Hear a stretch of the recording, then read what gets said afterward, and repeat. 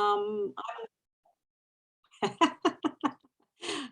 I'm Lisa. I'm one of the off-water committee coordinators.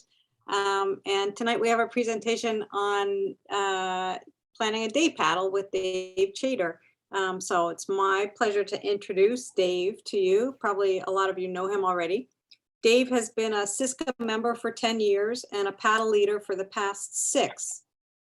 He's had experience in leading relaxed, light, and energizer paddles for the club, as well as at Cisco's Broken Islands multi-day trip. In addition to Cisco paddles, Dave has led paddles for other groups, such as the Wednesday and the Thursday paddle groups. Group sizes have ranged from 4 people to 34 people. And I'm happy to report that everyone who launched with Dave also returned, and a good time was had by all. Speaking from my own experience, I would say this is due in no small part to the planning that Dave puts into his paddles. Dave has extensive knowledge of the local waters around the Capital Region and Southern Gulf Islands, as well as some of the waters around the south end of Nanaimo and Gabriola Island. Our hope is that with this presentation, you will feel your confidence boosted to the point where you could think of planning your own paddles with partners and friends. So I will just add, we are recording this session. So if you want to watch it again later, or you know anybody who's missing it because they just couldn't be here tonight, it will be on the Cisco YouTube channel probably in a week or 2. And I will ask, if you have questions, please hold them until the end. And if you don't think you can remember your question, then go ahead and type it into the chat, because I will be going through the chat at the end to pose the questions to Dave. So with that, I would say take it away, Dave. Okay.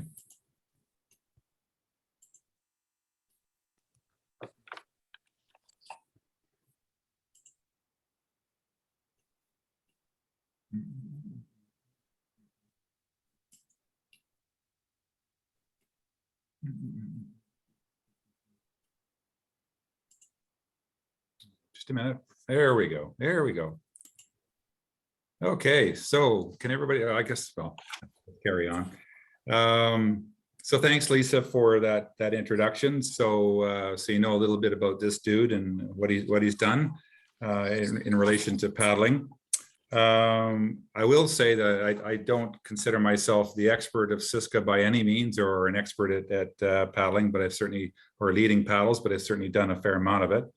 I think for me, a lot of what I've been able to do has been learned from others who I consider some of my mentors, people like Alan Campbell and Lynn Baer and Rob Zacharias, Vic Turkington, Gary Weeks, Yves Aquin, just about everybody who leads a paddle that I happen to be on or participating with. I think I learned something from them too. So it's a great opportunity, you know, when you're in a paddle group and you've got, you know, people, strong paddlers and people who are interested in paddling. I think a lot of my experience, I guess, is just from doing it. And as I said, observing others who are leading paddles and how they do it and things they pay attention to, doing my own research as you kind of, you know, talk to people about their experiences in leading a paddle and so on, and finding out different sites where you can get information. And then just being in different areas too around, as you know, have a pretty good knowledge of the waters around here in Greater Victoria, the Southern Gulf Islands, and have had an opportunity to get up to the Nanaimo area a little bit anyway. And then places like Dionisio Point and the Broken Island groups, Deer Group, just did a trip around Cape Scott this summer. So all those things just build your experience and knowledge and I guess comfort level in paddling, of course, but even leading paddles, just because you have a better sense of, you know, what's important. And I think the other thing is I'm still learning, and I guess that's one of the nice things about paddling and kayaking. Through this presentation, just to give you, hopefully you'll get some insights and ideas on how to plan a paddle for small or large groups. What I'd also like to take away, I guess, is that people take a more personal ownership of their participation on a paddle. I think that's really important. And I think for a number of reasons. One, I think, as a paddler, if you have more information, you're more comfortable with analyzing the information or researching conditions and so on. You can make a determination whether that particular paddle is appropriate for you in terms of distances and potential challenges. So you're not always sort of waiting for someone else to tell you. You have a better sense yourself about whether this particular paddle, either whether you're thinking about going on it or when you show up at the beach and say, you know what, this just isn't for me for today. Just, it's just above my kind of pay grade, as it were. So you can look at those kind of things in advance, and hopefully you get some more information through tonight and thinking about it. But even, when you get to the beach, you can also make a decision as well. I also think it helps to have a strong group where people are able to contribute to group decisions too. And we work as a group, and we can, the leader is coordinating the paddle and whatnot. But I know I rely on others to sometimes to, make a determination whether we're going to carry on or adjust our route or whatever. So it's helpful when other people in the group also have some knowledge and comfort with that. And then I guess the other thing is just being comfortable leading, hopefully setting up your own paddle with your spouse or a buddy or a group of friends. And then finally, I guess putting in a plug and advertisement, consider becoming a Cisco paddle leader, because we can certainly use more paddle leaders. We have a good group of leaders within our organization, but Cisco has certainly grown leaps and bounds in the last numbers of years, and we can always use more paddle leaders so we can put on more paddles, bottom line. In terms of the outline tonight, just to give you a general sense of, I'll go over a number of areas. One is the general planning of the paddle, getting all that information you need, then putting it all together, and then looking at the day of the actual event. What is it you need to look at? The planning doesn't end just once you've sort of put your foot in the water or put your foot in the boat for the morning. There's also things you need to think about during the course of the paddle. And then after the paddle, there's also things to consider after that. And then we can talk about, or there'll be some conclusion or wrap up, and then opportunity for questions and discussions. So things to consider when you're planning the paddle. I think a big one is who's the paddle with and what's its purpose. So for example, if I was planning a paddle with my wife, there's certain things I need to pay attention to. She's a very cautious paddler, can get pretty anxious. So for her, she needs to feel pretty comfortable, and I need to find routes that she's very comfortable in, and that where there isn't a lot of risk and so on. So that's one end of the spectrum. And then there's another group of people that I paddle with who, we challenge ourselves, and we're out in pretty challenging conditions out in Jordan River or other places like that. And so that's the other end of the spectrum. So I think when you're looking at the paddle that you're planning, it's important to consider the group that you're with and you're thinking about. Some people, want to be challenged, and others, like my wife, not so much. And so that's an important element too. What are the objectives of the paddle? And I mean, the bottom line is it needs to be safe and it needs to be fun. I think that's a given. But what are we ultimately looking for out of the paddle? So are we looking to develop some new skills? Or are we just going out for just general, and just enjoy the sunshine? Are we looking to go into some new territory, areas that we've never been before? In some cases, Cisco has done some very specific paddles around a theme, for example, a birding paddle. So that, that has a different kind of objective, and the areas we're going to go obviously very specific and a much lower pace and so on. So those are kind of some things to think about when you're considering a paddle. Some of the things that if you're doing a Cisco paddle, they're kind of laid out for you. If you're doing a relaxed paddle, Cisco has some kind of criteria for that, so that you need to pay attention to that. If it's an energizer, likewise, or specific kinds of objectives or criteria for that. So that'll factor into your laying out your paddle and how you're going to do it. I think certainly time of year is important to consider. For example, this time of year, it's a very short day. So, your options for length of paddle and stuff become, fairly limited. You got to be, fairly careful about that. Whereas, you're out in July and someone's, well, it's light till 9:30 or so. And so there's a lot of opportunity to try different paddles. For example, we've done paddles where we've paddled over to the Gulf Islands and taken a ferry back. Well, we're not coming back till 6:30 or 7. Well, you wouldn't even think about that this time of year. So it's important to think about the time of year. Definitely this time of year is colder in the water and elsewhere. So, that sort of changes your thinking about where you might go and how long you might go. The tides are much higher, so there may or may not be a beach when you come back to it, or even the launch point when you're launching, there might not be much of a beach or anywhere to stop for lunch. So that kind of stuff. I'd also say this time of year, there's not a lot of room for error. If something is to go sideways on you and you've kind of pushed it to later in the afternoon, then, it's going to get dark on you pretty quick. So just something to be mindful of. Summertime, certainly long days, way more opportunities for different kinds of paddles, different routes. Then you got to consider things like the heat and so on to pay attention to. So launch points.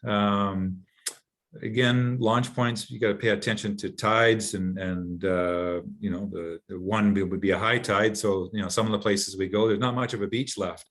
And if you have a large group, that gets pretty awkward. If I was considering a place like Moses Point out in Land's End, Rhodes, northern Saanich Peninsula there, when there's super high tide there's no beach left. So you might get a couple of kayaks in there, but you certainly wouldn't get 10 or 15 or 20.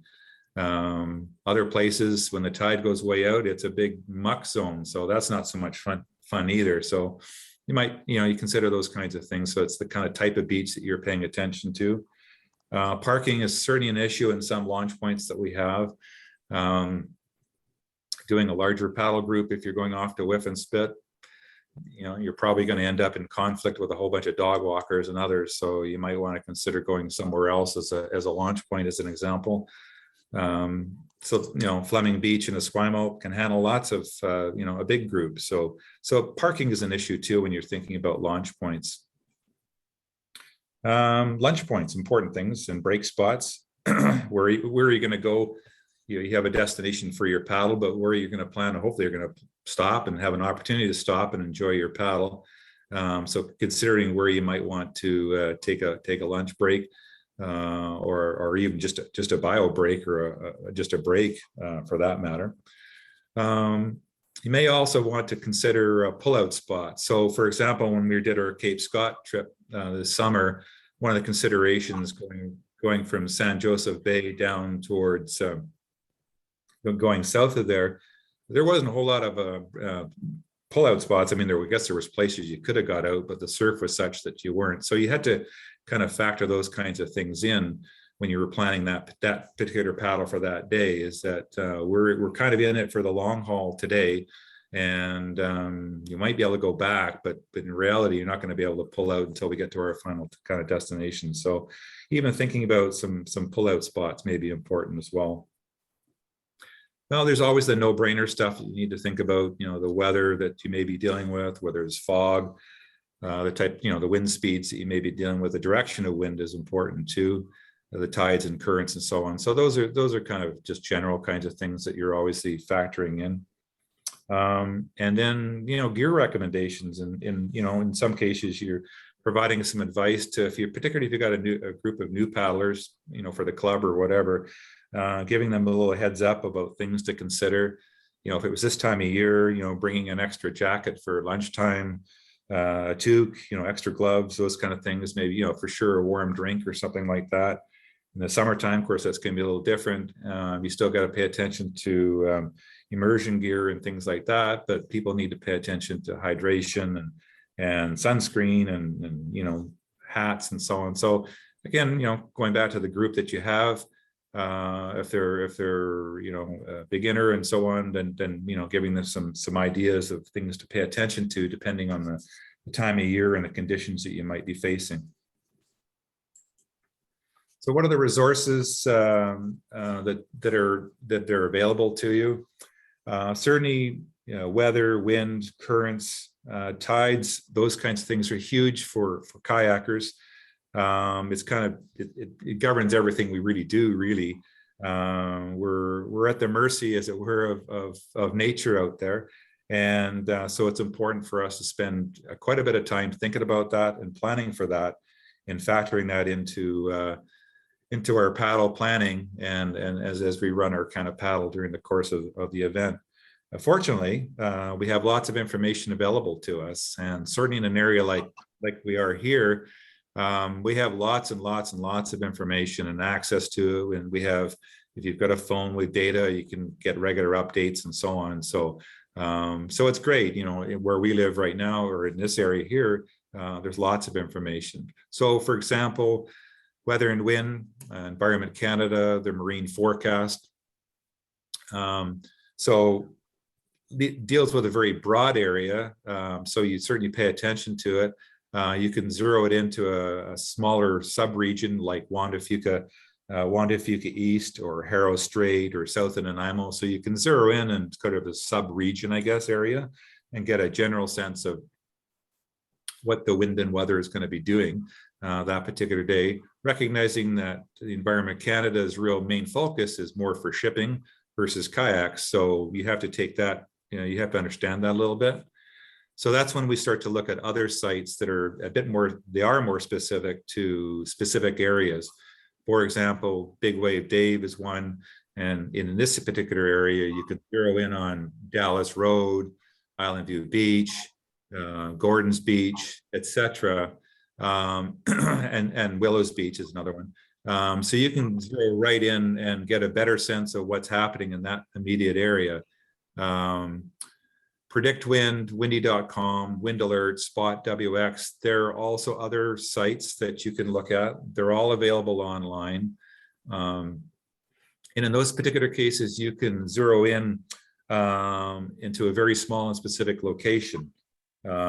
So you have the ability on your computer to zero very, very specifically get into a very targeted area like 10 Mile Point, or out Jordan River, or Beecher Bay, or wherever, something like that. You may be looking at Race Rocks.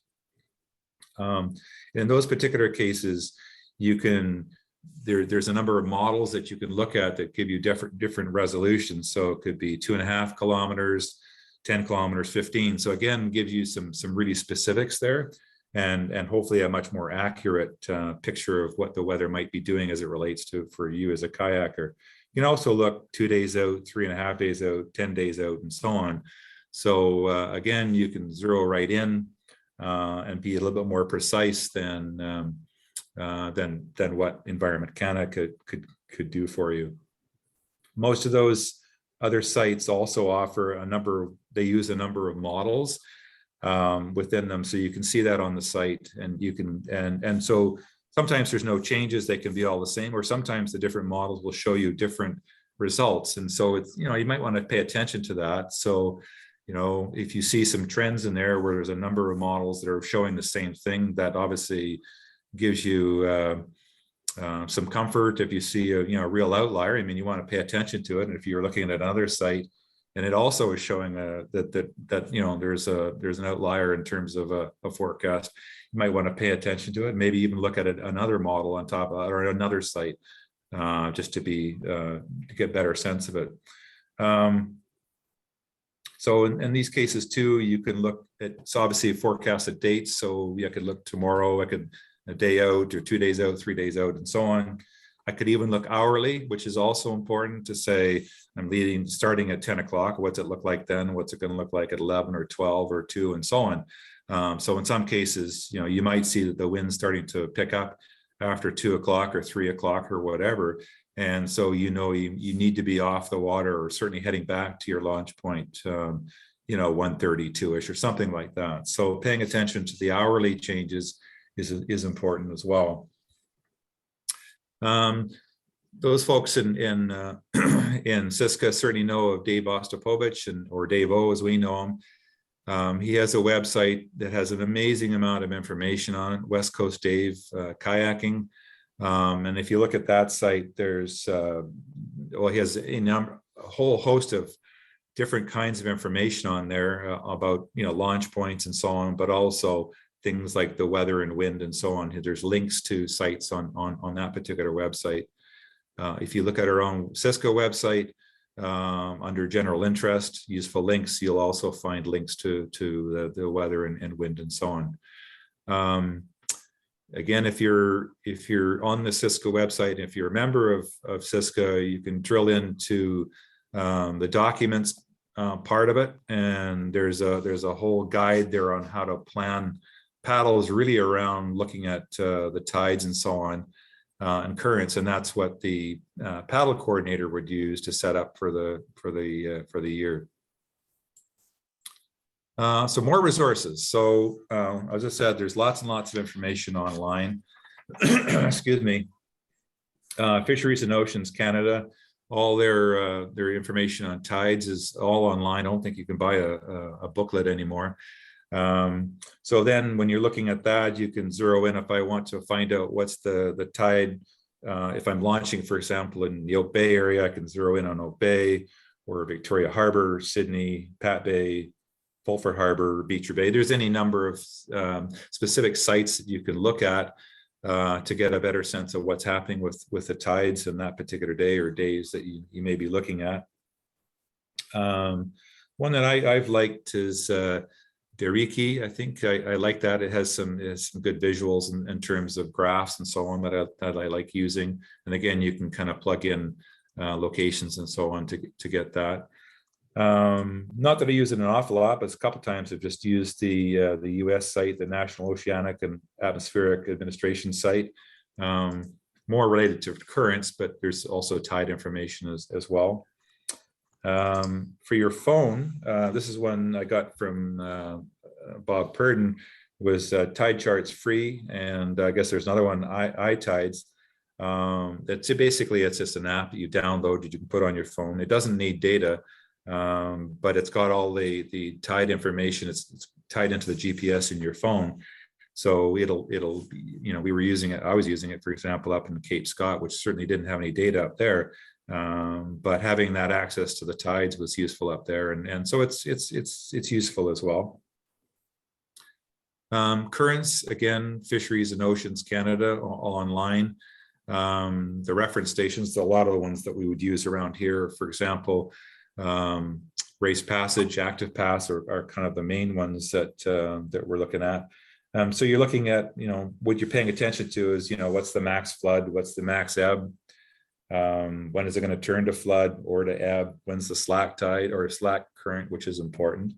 So in our particular case is Table 4, Volume 5 in the Fisheries and Oceans online catalog. And then you can drill in and you can see these the different reference stations.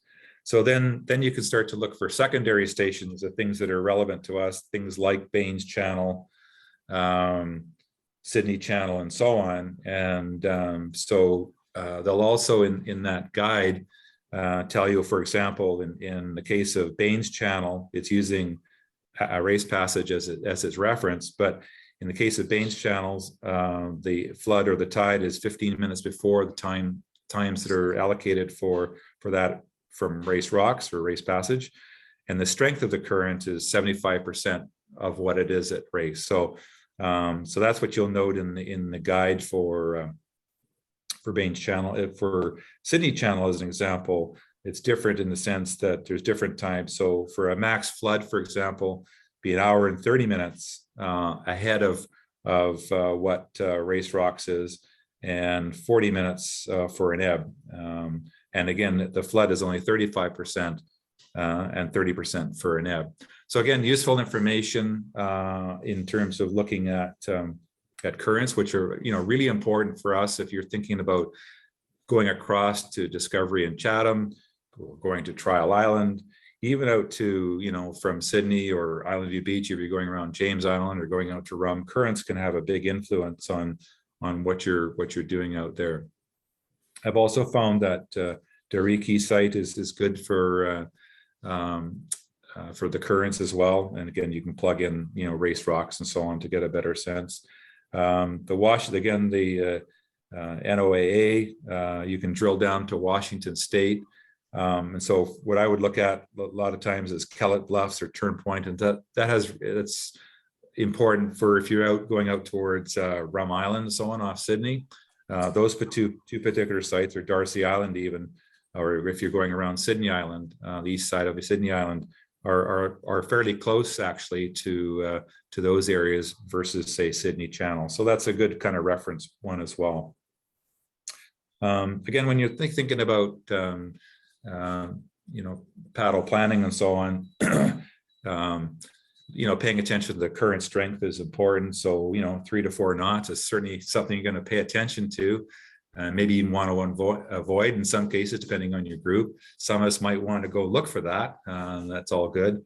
But probably for most of our paddle groups, certainly relaxed, and probably most of the energizers, so 1 to 2 knots is kind of what you're looking for. So it's important to pay attention to the currents that are out there, and that certainly applies to places like Baines and Trial Island, Race Rocks, Beachy Head if you're going to Cabin Point, Sydney Channel around Rum and James and so on.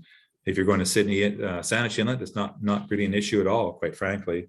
So there's other areas where the currents are really not relevant.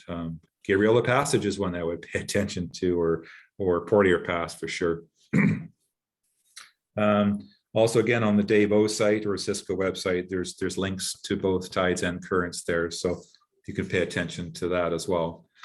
Some of you might be interested in what the surf might be doing, and so you can use Magic Seaweed as a site to, for example, Jordan River or Tofino, and check what surf. And again, that might be relevant. You're not necessarily going surfing, but if you're going paddling in that area, you probably want to pay attention to what's occurring there from a surf perspective, as it affects your ability to either launch or land in those particular areas. So again, just another site to pay attention to and think about if you're in some of those areas where there's potential for surf or regular surf, not like we've had in the last couple of days, or a large swell and so on. More resources to pay attention to, the marine charts. Again, you can access, or you can figure out which charts that you need by going on the Fisheries and Oceans site and looking at the index. And then you can zero in on what might be appropriate for you for your particular area. The hard copies are available at Trotac Marine here in Victoria. They have I guess early in the year they might have a good selection. Near the end of the season, it might be a little slim pickings. But anyway, once you've kind of zeroed in on the area that you're looking at, for example, if you were interested in sort of the Discovery Island, Chatham area, you might want to look at the 3440, which is Race Rocks to Darcy Island. It's in a 1 to 40,000 kind of scale.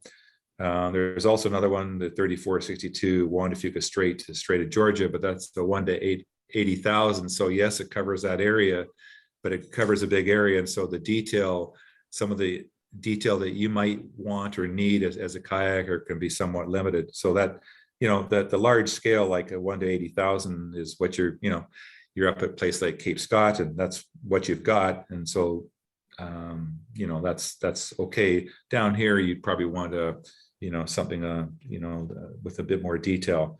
You can get into a much smaller scale, like, 1 to 10,000, that, you could probably paddle out of that distance pretty quick, but it'll show you all the intimate details. So looking at the different scales that are available to you, you can do that online, looking at the index and see what's appropriate for you. The other thing that paddle eaters, certainly for Cisco, use, and when you sign up for a paddle, typically there's a plot that shows you the route, the where you're going to launch from, where you're going to, and a GPS kind of route with a distance and so on. Those same plots are also available to all of you. You can go on to Dave O's site, the West Coast Dave kayaking site. you could pick, you'll see a tab on his site called or launch points, and you can select on that, and you can pick a paddle from that particular launch point. And for example, if I was to pick Amherst as one of our main launch points here near Sydney, there's about 15 defined paddles that come off of that particular launch point out to Portland Island and Coal Island and Rum Island, and and so on and so on. And so you could print off that particular little plot. Now, you don't necessarily want to use it for navigation purposes, but it would give you a pretty general sense of the area and a kind of a defined route with distances and so on. Alan Campbell uses that a lot, and he laminates them, and so you can reuse them over and over, because we develop the same paddles a lot, of course. So so that's something maybe to look at, and it's something that's available to anybody. It's not, you don't have to be a Cisco member at all to do that. I don't have it, but I know a number of other people do have used Navionics. I've seen it. I don't necessarily know how much or how to use it necessarily, but I've seen people use it, like Norm Smythe and so on. And it can be useful as well. You can use that on your phone or your tablet, something that is available. GPS, of course, is useful information. I use my GPS more for confirming a location versus navigating per se, I guess, and getting the actual latitude, longitude coordinates if I actually needed that. And I was thinking about that, if you were to need to call Coast Guard, you might say, well, I'm off so and so an island. Well, they probably wouldn't know where that is if you're out in some areas of the province, because whoever you're phoning is maybe in Prince Rupert or something. So having your Latin long coordinates is appropriate. So I kind of use the GPS for that. Paying attention to ferry schedules, probably less of an important this time of year, because there's obviously less ferries. But I know when you get out into July and August, when certainly off Swartz Bay and around the Gulf Islands there, the main ferries are every hour, and then you have all the inter-island ferries. You need to kind of pay attention to that when you're out there, and having a general sense of when they're coming. We haven't seen the Anacortes ferry for a couple of years, but that is another one that cuts across areas that we like to paddle, going across to Sydney Spit or out to Rum Island. So when in fact they come back, you need to pay attention to the times that they're coming. So putting it all together, so in a Cisco paddle sense, the majority, probably 98% of the paddles are set for the course of the year, and then paddle leaders will select which ones they want to participate on or lead. And that's thanks to our coordinator, Gary Jasic, at this particular time. So once you put your name to that particular paddle, so for example, if the paddle says Amherst to Rum Island, me as the paddle leader can go onto the site and select a very specific route. So there's a number of routes that I could use to go from Amherst to Rum Island, as an example. So I can pick whatever one that I want to do. There's different ways of getting there, and different distances, as an example. Portland Island's one, so I could do 9 miles, or I could do 11 miles, I could do 12 miles. So there's different ways of getting around and different parts of the island. So me as the paddle leader, I can pick the one that's appropriate, and use that as the basis for my particular paddle that I'm running. In some cases, you can seek local knowledge. For example, in the Gulf Islands, my buddy Tim Frick, not only do we get good information about different places to paddle in and around the Gulf Islands, and launch points and places to stop, he even knows where there's a good brewery where we can actually order beer in advance while we're on the water and have it picked up at the ferry. So it's really important to have good local knowledge like that. And so our thanks to Tim for that information. We used it quite a few times this past year. I know a number of years ago, we did a combined paddle between Nanaimo paddlers and Cisco paddlers I think Real was on well, I don't say our side, but kind of helped pull it together. But we met a group of Nanaimo paddlers. Many of us had never been up to that area, so we launched at Cedar and went over to Corsi, over to Valdez and Link and so on. So that was again, we're going to rely on other people who knew that area more than us. So again, it was an opportunity to use some local knowledge to help us plan and manage that particular paddle. So in terms of your route selection for whatever paddle you're doing, it can be, it needs to be based on the tides and currents and expected winds that you're going to have, both speed and direction.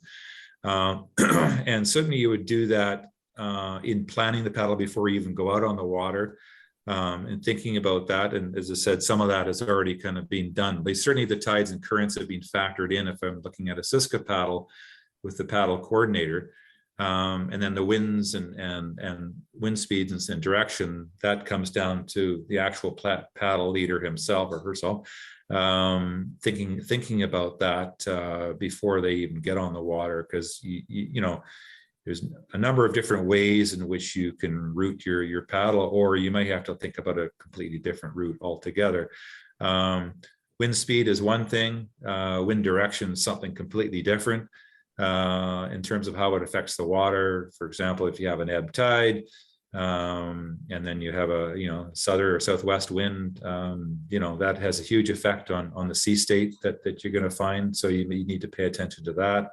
If it was an ebb tide and you maybe have a northeaster, that's going to be something again, in terms of what you're going to have to, what you can think about dealing with. So those are just issues to pay attention to. When I'm thinking about planning a paddle, certainly think about a plan A. Plan A is what we plan to do.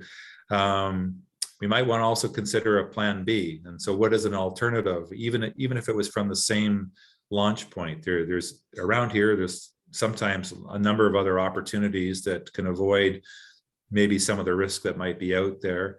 So, for example, if I was leaving Amherst, going to Rum Island might not have been an option. So maybe we're going to go to around Coal Island or something instead, to be a bit more protected because of winds and so on. And in some cases, you might even want to have a plan C, or if I was Mike Teachman, I would have a plan D.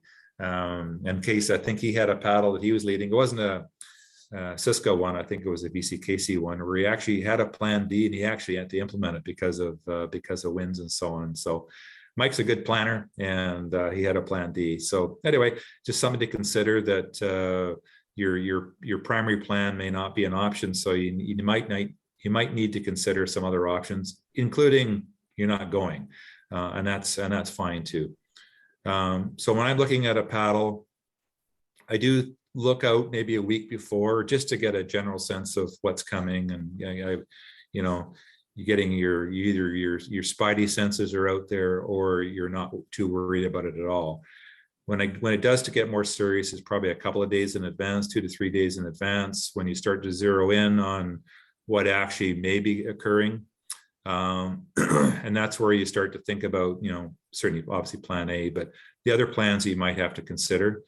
And then certainly the night before, as we get close, like literally the night before the paddle, really have a hard look. And I wait till probably supper time when some of the forecasting models have kind of updated and so on. So yeah, it looks good, or no, we might need to make some changes. Certainly the morning of, I like to get up. I'm up early anyway, but maybe 6:30 or 7, have a good look at the forecast again as to what's going on. Again, around here, there can be changes. And then even when you get to the beach, there's the forecast now, as Gary Jasica would call it. You get to the beach and, the forecast is one thing, but when you get to the beach, you go, ooh, it looks a little different than what had been forecast. So, or the fogs come in or wherever. And so you need to pay attention to those kinds of things. And certainly during the course of the paddle, paying attention to what's going on and reading the little telltale signs that might be out there with the wind starting to pick up or what have you. So always paying attention to that. And I think the other thing as part of that is just communicating. So, a couple of days in advance of the paddle, giving the people in the group, certainly from the Cisco side, I do that, give people a kind of a heads up of what I'm seeing for the weather. Weather looks good, or it might be a little iffy, the winds are going to be this. And in some cases, people say, you know what, that's not really what I want to do. And it's a little bit more than what I want to handle, or whatever. And so it gives them an opportunity to make their own kind of judgments. And also, if you're starting to suggest that maybe we might be looking at an alternate plan, potentially, again, you're kind of giving people options there. Certainly the night before, giving them another, okay, this is what it looks like, we're good to go, or make sure, or I'm not too sure, give me look at your emails at 7:30 in the morning, we might have to do something completely different. For example, instead of going from Amherst, we're gonna go over to Saanich Inlet or something like that, completely different, to be in a more protected area. So I think communicating to the group well in advance, the night before, the morning of, if everything looks fine, and you've had a situation where the weather really hasn't changed for like a week or something like that, then maybe that you don't need to do as much of that. But when you get a lot of changeable weather, I think it's really important to communicate as much as possible to your group. The day of the paddle, as I said, the paddle planning doesn't just end as you're thinking about the paddle and organizing all those things. It's also the day of. So again, getting to the beach and assessing even before you get to the beach, assessing the conditions, again, the wind, the fog, and those kinds of things. Do we need to make any changes to the plan? Also assessing your group, when you're there, and making sure, people have got the appropriate gear. There's no, serious injuries or things that, might lead you to have a problem during the course of the paddle. So that's part of a kind of assessment. And I can kind of do that. I get myself to the launch point quite early. I don't arrive just minutes before. I like to get there quite early. And I get a chance to talk to people as they're coming down the beach. I've already got my stuff down there, but you're talking to people and interacting. So you're getting a sense of just who they are a little bit. And you can probably tell a little bit about their comfort level, about where you're going paddling and so on. And you can probably get a sense of if somebody's a little bit anxious and those kinds of things. So that's a good opportunity to spend a bit more time well in advance of the actual paddle leaving. So probably my advice would be to be there a little bit earlier than most of the other people, and getting yourself set up. Then you're not having to worry about that. Counting the heads in the boats. So it's not always a direct correlation, 9 boats, 9 people. Sometimes you can have a double. So 9 boats, but there's actually 10 people, right? So, keeping track of that kind of stuff is important. Less of an issue if there's a small group, it's 4 or 5 people. But when you get 20, 25, 30 people, 30 boats, whatever that is, you need to keep track of all those numbers of boats. And I'm not saying necessarily me as the paddle leader need to do that. And maybe I've organized or delegated that to somebody else, but it's important to kind of keep tabs of where people are, because it's easy to kind of get separated. In terms of the beach talk is certainly we highlight that in our Cisco paddles, and certainly in the other paddles that we do, whether it's a Wednesday paddle or a Thursday paddle or whatever. I think it's always good to do that. And maybe sometimes we get comfortable with a group and we maybe not do that as much as we should. And maybe in some cases, we probably should have spent more time in that. I'm thinking of a group where we were very comfortable with each other and was a small group. We probably should have spent a bit more time on being clear on what our objectives were, where we're going, where we're stopping, all those kinds of things, and some areas that we might want to pay attention to. So things that I like to consider in the paddle objectives. So for example, if it's a relaxed light or relaxed paddle, what is the kind of pace that we want to set? It's obviously relaxed. This is not a sprint. We want to keep the group together and not have them kind of spread out. Be clear on where we're going as the destination. Let's be clear about that, and what route we might use. And so using the charts, using visual clues. You can see the island across from us. We're heading there, and then from there we're going, to that island over there. So I think it's important that everybody has a very good idea of what's expected out of the paddle.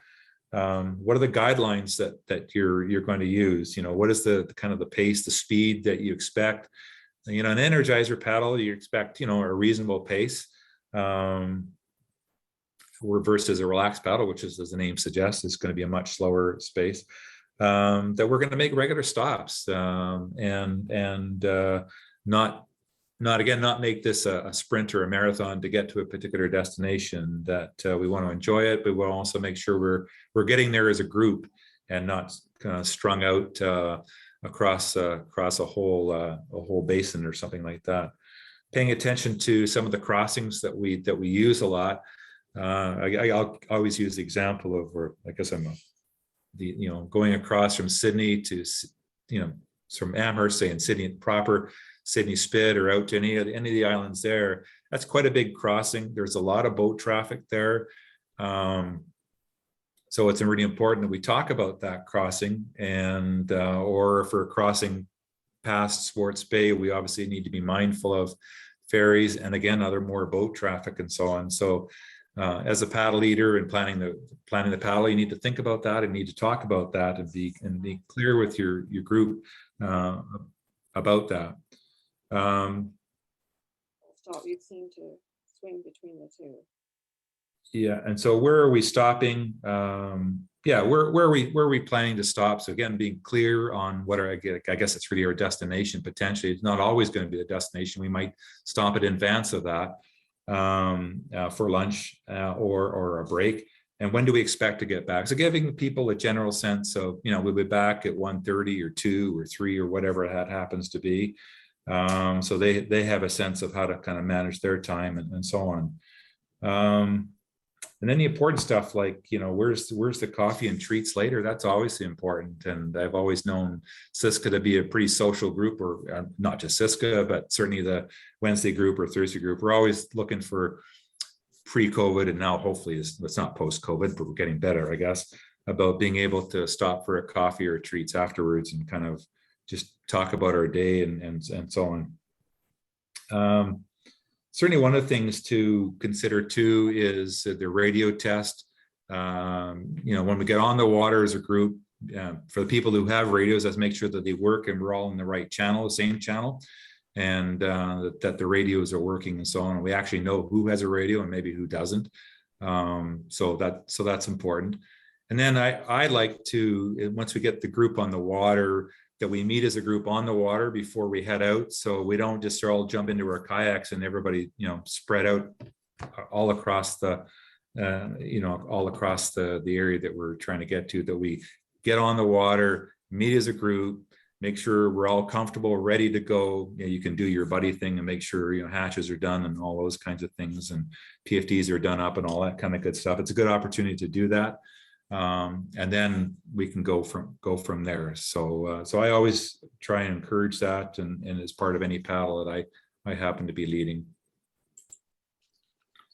As I said, during the paddle, again, the planning isn't over, because you're paying attention to your whole group, of course, and what's going on around you. I like to check in with paddlers as I'm paddling. I'm not necessarily at the front or the back. I like to move around a little bit. And so I use it as an opportunity to sort of check in on people and see how they're doing throughout the paddle, and just kind of keep an eye on things that way. I like to ensure that the group, we stop at different headlands, so we can point to a headland or a point to say we're going to stop there as a group, or a major feature that might be out there, and check on people again, allow people to catch up. People to get a drink or some nourishment, snacks, and so on. There might be gear adjustments that are needed, all those kinds of things. And again, so it's an opportunity to kind of regroup as a group and head on again. Paying attention to the conditions throughout. Is the wind picking up earlier than forecast, as an example?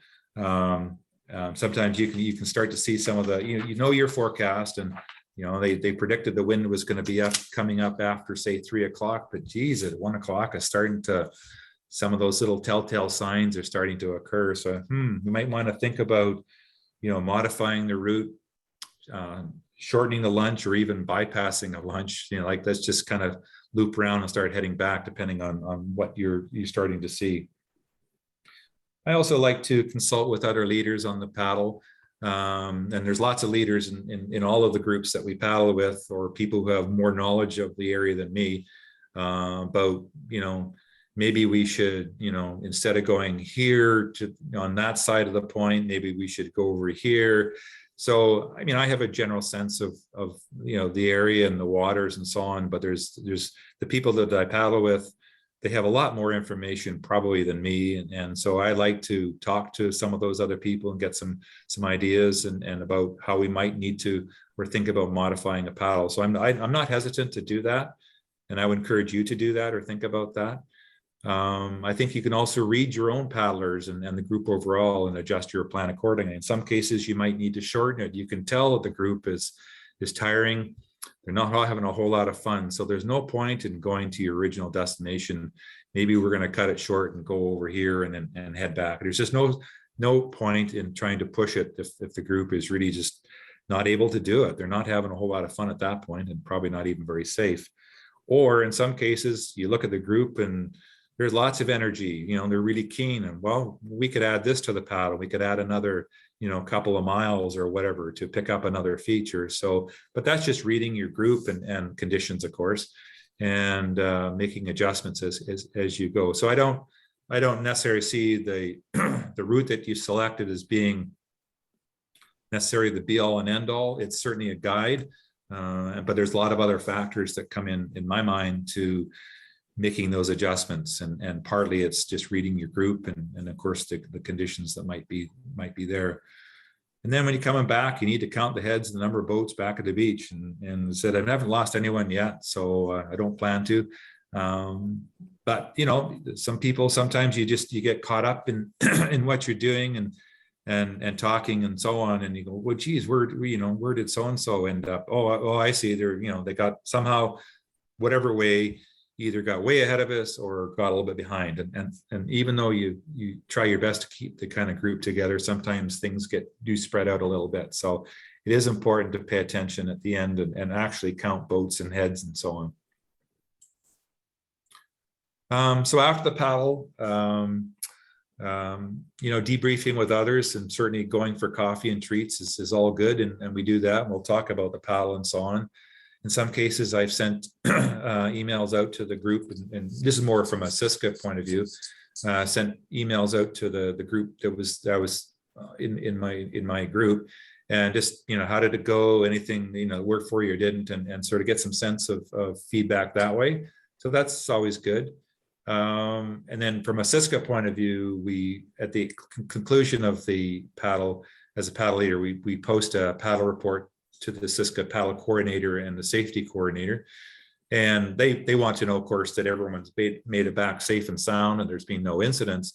But also there's opportunities to make adjustments to future paddles. So you can say, you know, if this was a new paddle on the calendar, a new relaxed paddle or energizer or whatever, and just say, you know what, it really didn't work for a variety of reasons. Maybe that's something you might want to reconsider. So, you know, I've done that, and as a result of that, we've modified a paddle for the future, or not done it again for that matter. So that's important feedback to go back to the people who are planning these kinds of things. You know, that's important as well. I also write in my own journal what worked and what didn't, and maybe recommendations for next time. Certainly on my trip around Cape Scott and so on, I had an extensive list of things I would do differently next time, whether it's gear related or other things I might consider, information, etc. So I think, you know, even just day paddles, I think if you just keep it really simple, but, you know, is there something that worked for you or didn't, and could there be something I could do a little bit differently next time? If you can write those kind of things down, that may assist you in your planning for future paddles. So conclusions. I think starting small, just starting with smaller groups, using all the resources obviously available to you. But I think, just, picking a small group and maybe a couple of people, 2 or 3 people, so you feel kind of comfortable with that. Even if it was a Cisco paddle that you're leading, you as a paddle leader can kind of set the number of people who are permitted to come on that particular paddle. So if you're only comfortable with 6 or 7 or 8 or whatever that number is, so be it. You're the paddle leader. You are the ones that sets that limit. Others in a group, or other paddle leaders are much more comfortable in leading larger groups, 15 or 20 people, what have you. But if that's not you and you're more comfortable in a small group, that's what it is. That's just say that in terms of what's acceptable, I guess, as you as a paddle leader. And I think just paddling a lot. A lot of this just comes from experience in observing other people, working with other people, paddling in different areas, talking to people about what information do you use. So a lot of what I've learned is just talking to other people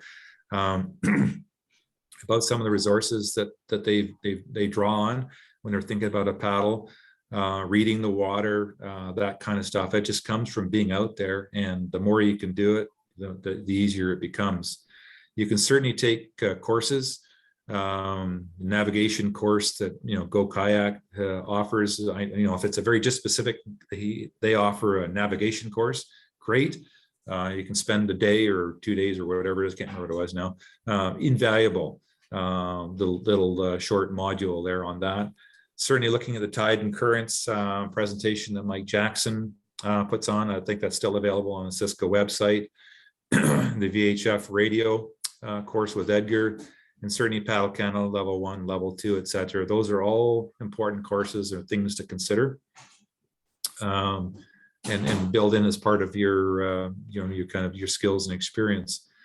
I think if you can also do your own planning, if you're even on a Cisco paddle, you're not the assigned leader. I think if you can do your own your own planning and being aware of the tides and the currents and winds and so on. First off, I think it'll just give you more experience in thinking about and planning your own stuff, and maybe even just increase your comfort levels because you're just better aware of what's happening out there. You can ask questions of leaders. I mean, I'm more than I know all the people in Cisco, and they're more than willing to share their knowledge of the information and experience that they have.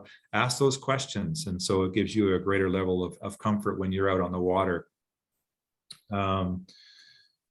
Picking up, pick up your own gear and your resources. So picking up charts, so you have your own charts. Downloading some of the apps that I talked about earlier. Having a compass and VHF radio. All those things are things or tools that can assist you or will assist you in you should have anyway, probably if you're out there paddling, but certainly as a leader, you're going to need that. And so I encourage you to do that. I think too that, from my perspective, I think it's really important. I guess the bottom line for me is that we all take ownership of you on your paddle, so that you own it a bit yourself, so that you're aware of the conditions that might be coming. Your own limitations, your level of comfort. You also have maybe some ability to confidently contribute to the group and the decision making.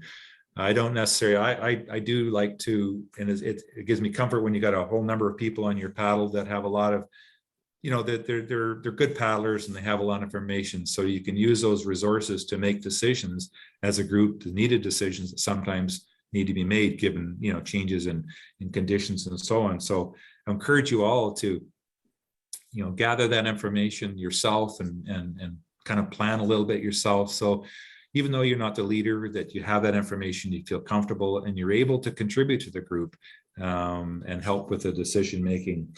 I remember a case where I was out on a 3-day trip, and a couple of other people I was with, and I hadn't really paddled with them before, but they almost didn't have any information. And so they were relying on me totally to provide all the information for where we were going and so on. And my concern, I guess, as you think about it later, well, what would happen if something happened to me? Well, where would they have been? in terms of even looking after themselves or the group. So, so I think, there's some ownership that has to go on as you're part of a group, and and help to contribute to that, because it helps to everybody's safety. So that's it. Hopefully we have some questions and so on.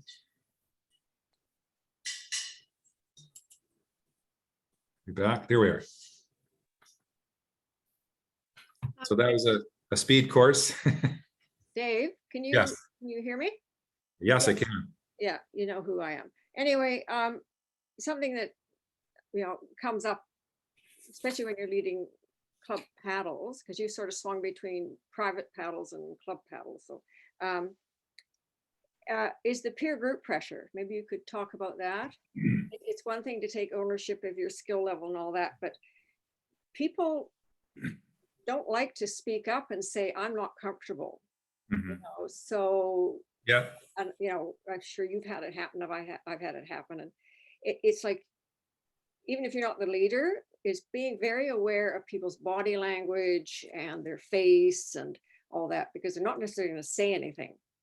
Yeah, and I think I kind of touched on that. I think, checking in with people, like I guess what I try and do, at the start of the paddle, and I get there early, and you're talking to people, so you're creating those kind of relationships, particularly if there's a new group of people that I don't really know, right, or I don't know, and that certainly happens more often than not now because of the group. The club is getting so big now.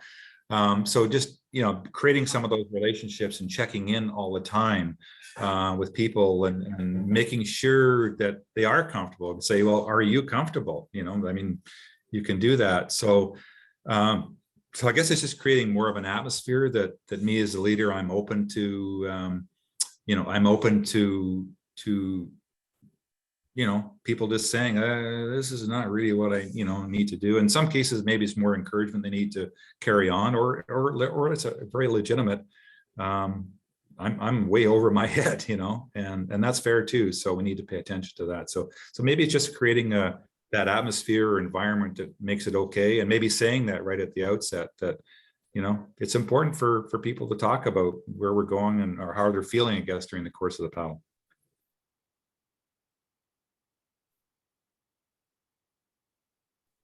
So Jenny, you had a question that you put into the chat that says, Dave, if you're the leader for a club paddle and have someone who you have not met before register, what do you do or what do you not do with that person? Well, sometimes, what I've done in the past is actually, maybe if I, have no knowledge of them at all, maybe just email them and just sort of get a better sense of who they are and their paddle experiences and those kinds of things. So I can do that as a paddle leader in advance, and yeah, so that's what I've done in the past. Or in some cases, if I had a phone number, I could phone them and talk to them, or encourage them to phone me. We can talk about a little bit if I needed to pull out a bit more information. Okay. We've had a couple of comments from people, I guess, who had to go, saying thank you. They really enjoyed the presentation. One, Rhonda says, well done, and I really appreciated take ownership, as speaking up is part of taking ownership. Thanks for a thoroughly well-explained paddle plan for a day. Now, Alan, do you think that I need to unmute everybody, or people can just unmute themselves if they want to speak up? People can unmute themselves, so either way. Okay.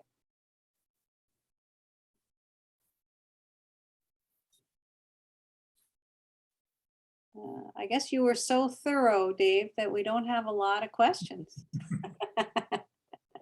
So I'm not sure if, can you hear me? Yep. I don't know who it is, but No? Yes. Okay. yes, so- I can. Yeah. Go ahead. So maybe that person can't hear us. I did get a message from somebody named Cheryl at the beginning who said she couldn't hear me. Okay, can you hear me now? Oh, yes. Yeah. Are you Okay. Cheryl? Yes. Yeah, it's very weird. I can only hear you and you can only hear me. if I put these things in. I don't know why. Hmm. However, so I didn't hear you speaking about having emergency, like dealing, for example, if somebody was very badly hurt Mhm. and you might have 8 people on the paddle. Mhm. Would you feel comfortable with saying something like, okay, who's going to stay with the other 5? And who are going to be the 3 who are going to take this person back? Or how would you do that?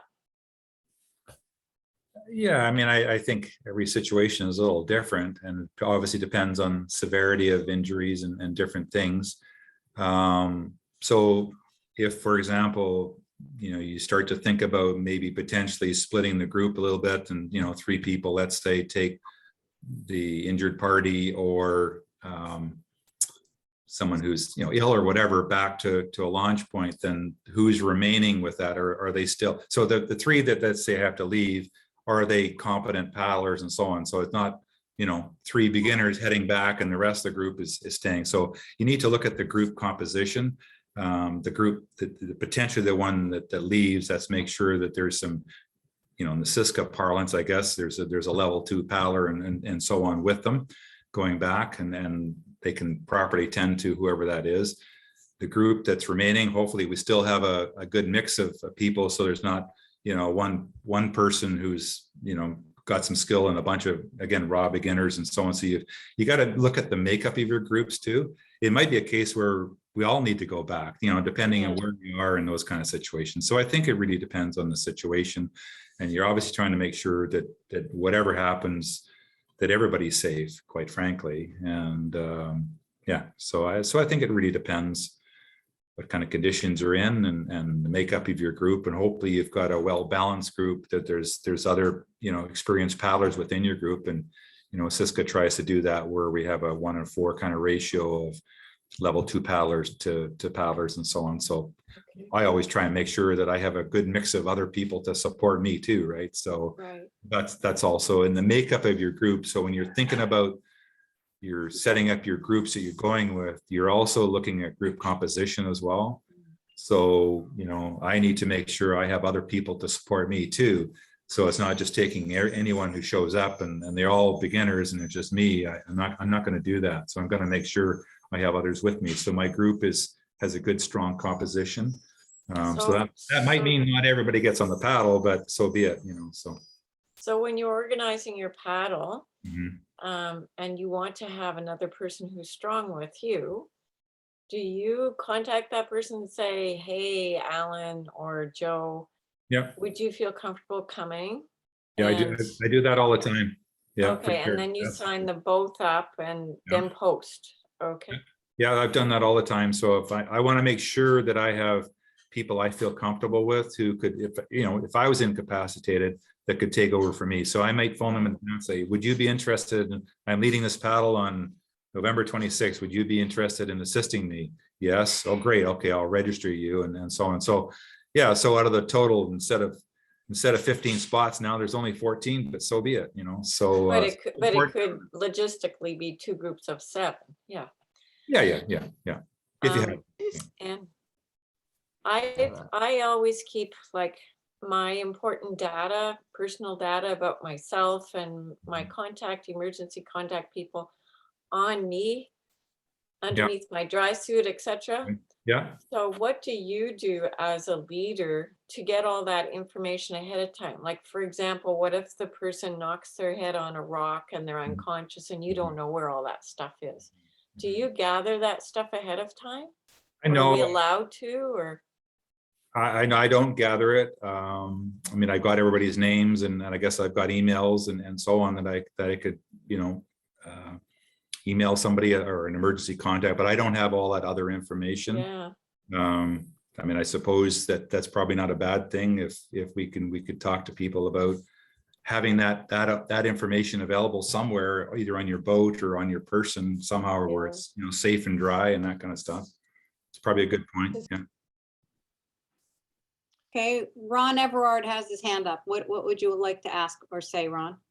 Well, I guess I have a couple of observations, and then maybe a question, and in no particular order. Firstly, on behalf of Nanaimo Paddlers and any of the other clubs out here, I want to thank Cisco for making this presentation available to all of us. I've had to communicate with several people in your club, Alan Campbell and other people, and I've just found all of your people to be so helpful and good ambassadors for the sport we all love. So I just want to acknowledge that.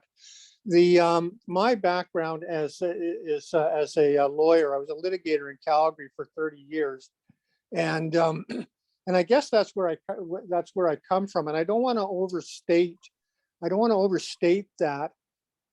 Having said that, I have never been on at a beach talk whether it was a commercial trip or any of our club trips, including our own trips, where there has been any discussion about what would happen if we did have a calamity. And I guess my comments maybe follow up on the ones that Cheryl Way made. And I guess I've always wondered why that was. And it's maybe an area where all of us need to do some more work. Dave is doing some of that. I also get the impression, Dave, and I don't say this critically, but all that work that you're doing is resting with you. You know, if things go sideways, I've got Tom over there and Nancy over there that I can count on, and I've helped to them. I don't get the impression that that's necessarily been communicated to the group, and it would seem to me that might be an important message. And I'm just wondering if within your club or in your conversations, if you've had any discussions about that, about if things start to go wrong, and they never go wrong in quite the way you think they will, but who's going to do what? Who's going to say what? Because those kind of issues operate on a couple of different levels. If there potentially is a claim, the last thing that your insurer is going to want is everybody that was on the trip running around talking about what happened, and everybody has an opinion as to what happened and who was responsible and so on. None of that would be helpful. None of that discussion would be helpful. And yet none of us as clubs have really directed our minds to that state of affairs. So I'm going to stop there. There's sort of a bit, but Dave, I'd be interested in your take on some of those things.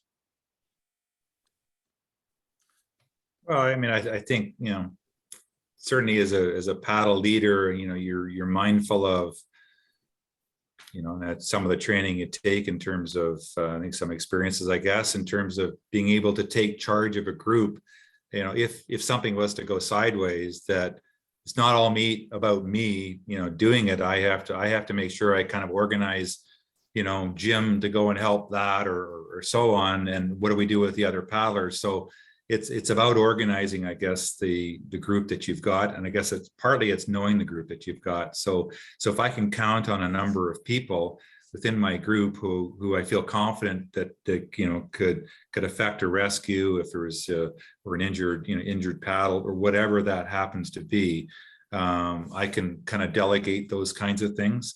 So I think it's a matter of you know, being able to assess the situation within the group and being able to hopefully delegate some of those things so somebody can look after, you know, Ron, as we know we have to look after Ron, and and at the same time be mindful of the rest of the group and where we're situated, if we're close to rocks and, you know, winds coming out, well, all those kinds of things that are going on. So I see that as partly my role as a paddle leader. But again, this also comes down to who have you got in your group that you can kind of count on to help you. And hopefully, again, you don't have, you know, out of 6 people paddling, five novices, right? Because that might not work so well if something was to really go sideways. So I don't know if that answers it, but. Well, do you think there would be merit in communicating some of that in the beach talk? I think it would. I think it would over. I don't know. I don't know if it would make much difference in the beach talk. Personally, I could be. Somebody could tell me otherwise. But for some people, it's probably overwhelming anyway. In terms of they're trying to get all their gear ready and trying to figure out where they're going and all those kinds of things. Particularly for maybe people who are new to the area and new paddlers and that kind of stuff. So I certainly think maybe we could spend more time with the people. For example, if I had, 2 or 3 other paddlers who I'm counting on to sort of help me, manage the paddle, if we could have that kind of conversation in advance, maybe there's more that could be done there. Thank you. That's very helpful. Yeah, thank you very much. We have a question from Sheldon or comment. Yeah, hi. So a couple of 3 comments. My first comment is that was an extremely well presented, well prepared talk. That was really, really good. I totally appreciated it. My second comment is there was a question from Jenny about what do you do if you don't know a paddler in the group? And I just want to, as someone who has led or hosted a fair number of paddles from the NIMO, I've always found it extremely important. I just want to reinforce what you said. Get in touch with the person, call the person. The reason I want to reinforce it, some of the people in our club or that I paddle with say, well, I don't know. Should I really do it? Am I going to be insulting them or whatever? No, you're not going to be insulting. I'm not talking to you, Dave, but to the whole group. You're not going to be insulting. I think that's a fair point. Absolutely. Yeah. And the other thing I'll do is, and I will never paddle with someone that I have not got some information with, never, period. And a really useful, one other useful group of people is the other ones who know everything about the paddlers in the club, your buddies. And so I call them first before that. So yeah, that was a really good point. I would say, Sheldon, in terms of, I can send out an email to the other paddle leaders and say, have you paddled with this person? Can you tell me? I have no knowledge of them. They can say, yeah, they were on this paddle, that paddle, don't have any issues, what have you. So that's a good point. I forgot to mention that. And I've done that, and other paddle leaders have done that with me as well. So yeah. And if any paddler that I call is going to be insulted that I call them and question their expertise, they probably shouldn't be coming on the paddle. At least I don't nail them up to the wall to ask them the question. Just anyways.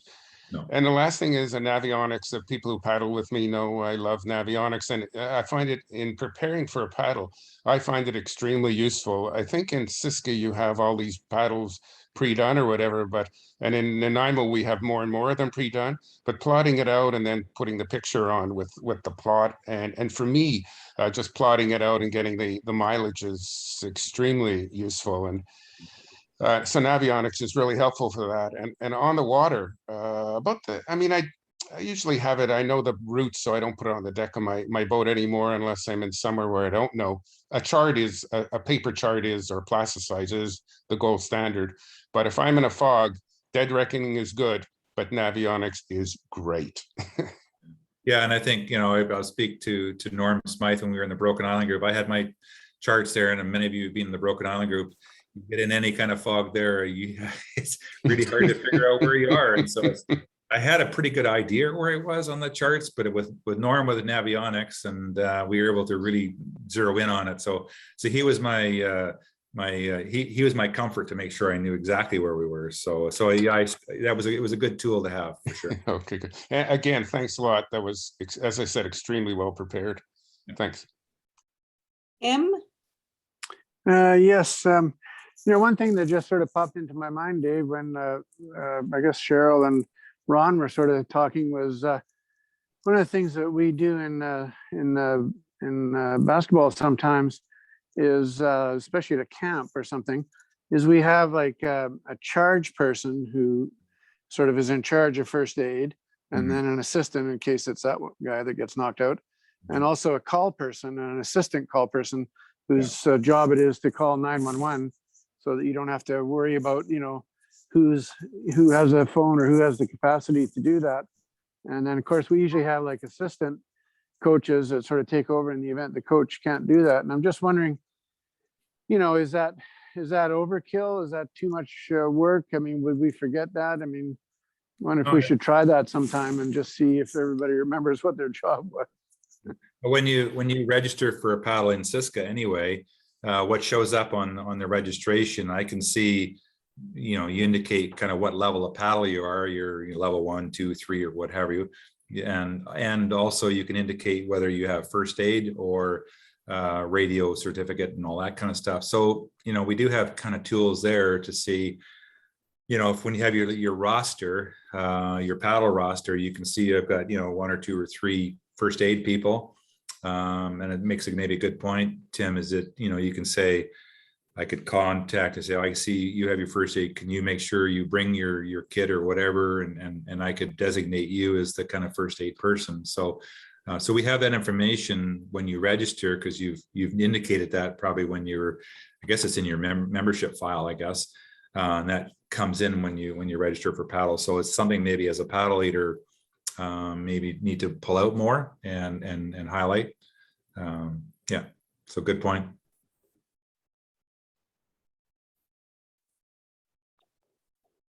Jenny had put a couple more comments on the chat. She wanted people to know that Davo's website in the Cisco links has launch sites and beach information at various tide heights, which people planning things might find really helpful. And also she says you can print off a whole month or a year of tides and currents for planning ahead. Yeah, I didn't realize how much information was on Davo's site. It was like, oh, I'm kind of embarrassed, it's been many years. I've used it, but there is a lot of information there, and it's an amazing site. And Cisco's got a lot too, but Davo's site it is amazing. So pay attention to that one. And it's available to everybody. Thank you. Okay, if we don't have any other people indicating that they want to ask or say something, I'll just say great job, Dave, and thank you so much. And thanks everybody for coming. Thank you very, you. very much Yeah. for putting Yeah. this on.